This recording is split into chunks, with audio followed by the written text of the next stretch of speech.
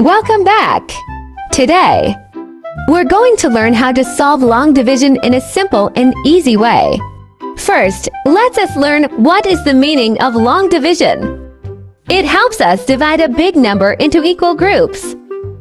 Now that we know what long division means, let's learn the 4 easy steps.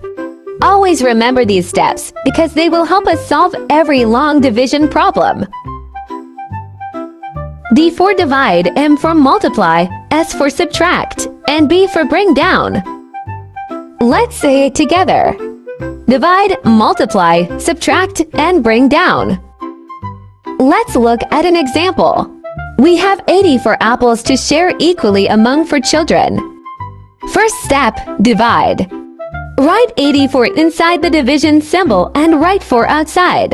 Before we solve a long division problem, let's first look at the division sentence. We have 84 divided by 4 equals. This means we are asking, how many groups of 4 are in 84? Now, when we solve a problem using long division, we write the division symbol in a different way. Instead of using the regular division sign, we use the long division symbol, also called the division bracket. The number we are dividing, which is 84, goes inside the bracket. This number is called the dividend. The number we are dividing by, which is 4, goes outside the bracket. This number is called the divisor. Now, let's begin to divide it. How many times can 4 go into 8? To find out, we can use repeated addition or multiplication. Let's start with repeated addition. We begin with 4 and keep adding 4 until we reach 8. 4 plus 4 is equals 8. 4 goes into 8 2 times. So, right to above the 8, we can also use multiplication to get the answer. 4 times 1 equals 4. 4 times 2 equals 8. We see that 4 times 2 equals 8, so the answer is 2. Step 2, multiply. Multiply the number on the top by the divisor. 2 times 4 is equals 8. Write 8 under the first 8. Step 3, subtract. 8 minus 8 is equals 0. Great! We have 0. Now bring down the next number. Step 4, bring down. Bring down the next number, which is 4.